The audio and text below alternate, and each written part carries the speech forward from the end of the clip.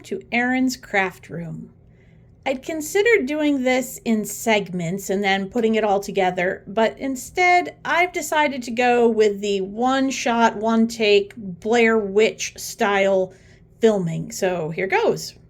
All right. As you walk into my room, you'll see this basket full of things I don't know what to do with, and a finish that I had partly displayed, some project things, and my hidden bins of finishing stuff. Now, this room right here, this used to be a pass-through into my kitchen. So my kitchen is on the other side of this wall, all right? So here we have my sewing machine table.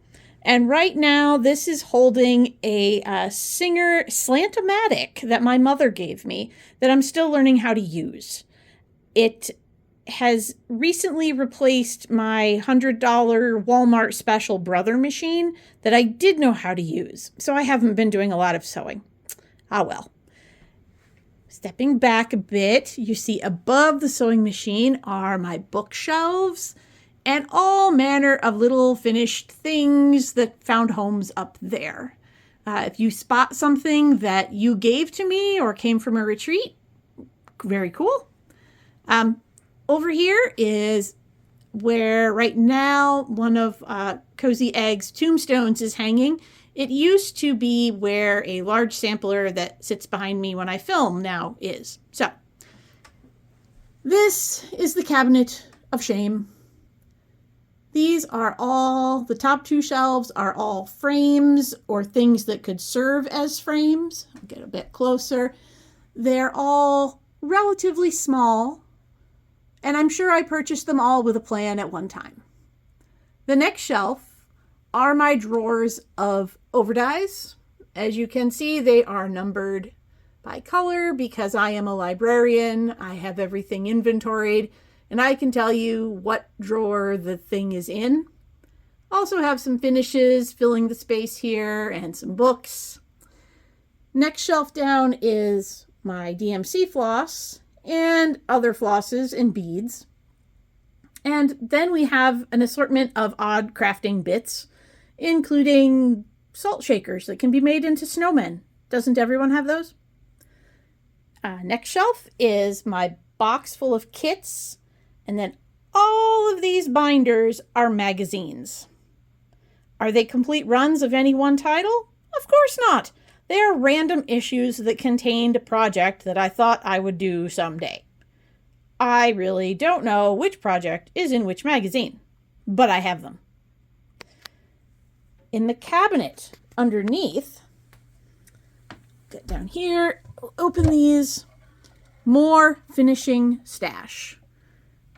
Well, there we see some, Tim Holtz alarm clocks, some tombstones from Michaels, a Christmas thing that I'm sure I thought would make a little stand for a Christmas ornament design, 2 packs of Warm and Natural that my father got for me when Joann's went out of business, a bunch of jewelry boxes to be made into box toppers, some round things, some square frames, some old candy canes there in the back, not real ones. Just everything you might need to do finishing. Sure. Then over here next to this cabinet, this is my stash of free mat board from Michaels. There's nothing in that cabinet of importance. Here is the work table, which holds my Light, my Dayglow, or my Halo actually, and cutting mat, my baskets of things that might be needed, pens, aliens in the big jar.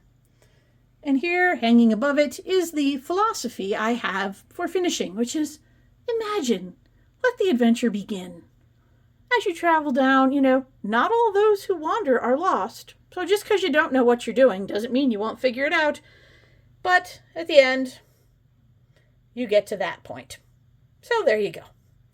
We have this lovely, back here, my organizer from, again, Joann's going out of business, which holds a few paints, corner pokers, scissors, my creative idea for storing extra ribbon on dowels, and then all the other ribbons over here on this lovely wall hanging. And here we have my Father Christmas Village, which I've been working on. Here on the corner is my tablet, which has both Pattern Keeper and Paramount Plus, so I can watch endless repeats of CSI and NCIS. I like crime shows with lots of letters. Here's my camera stand. This cabinet over here, this was in the house when we bought it. And again, just chock full of things. So starting with Halloween up at the top, some random kits. Over there on the right is my bin full of silks. This black art bin here is all beads and charms and buttons. More little finishes. Lots more little finishes.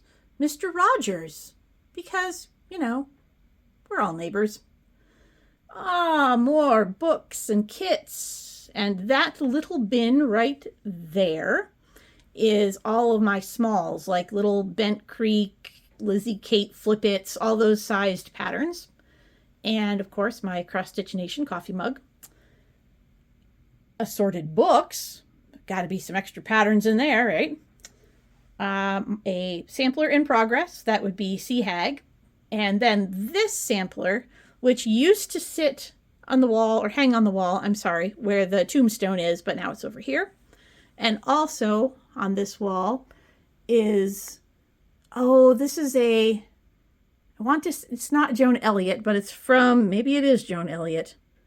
It's from the Magical Cross Stitch book, which is a British publication. Anyway. And then stepping back, there is the chair from which I film my floss tubes. Say hello, Erin. Hi, floss tube.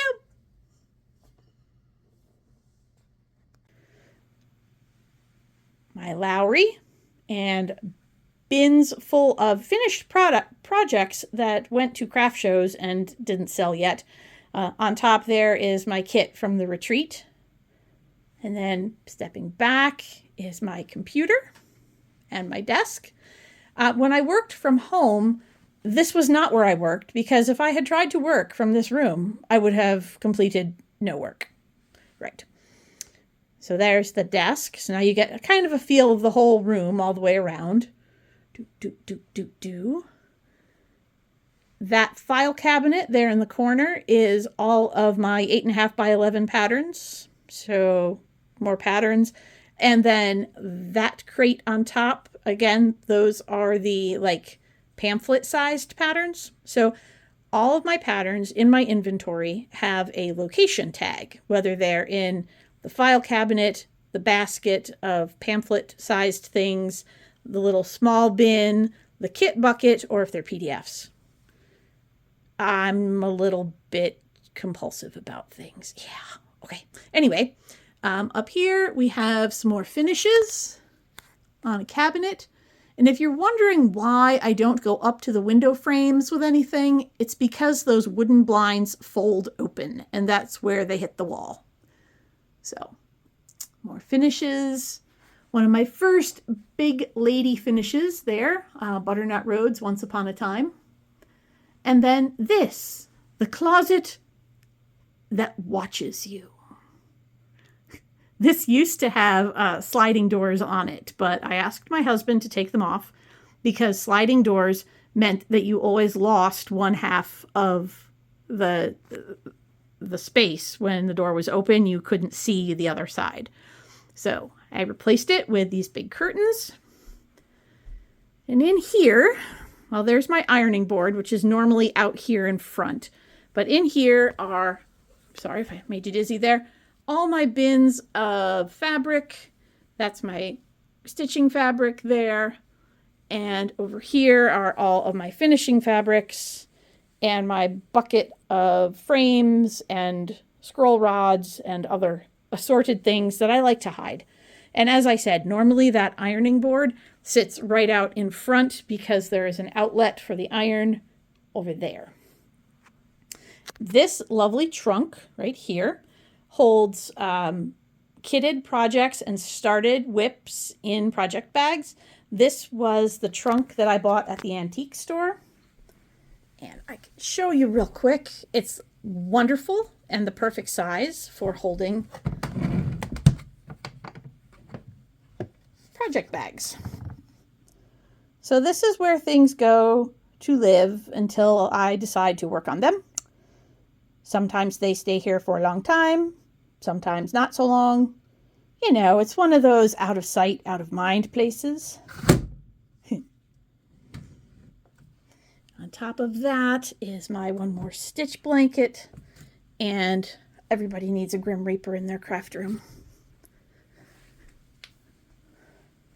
So there's that. And then I think that's really about it. This chair here, my desk chair, can be moved over to sit in front of the work table. So when I'm working, I'm usually working with that. And there on the corner of the work table is my phone clamp for videos. So you can kind of see how I set things up when I'm filming, whether it's, you know, how-to stuff or chatting with you all. So I hope you enjoyed my little tour. That took me about 10 minutes. So I'll see you later.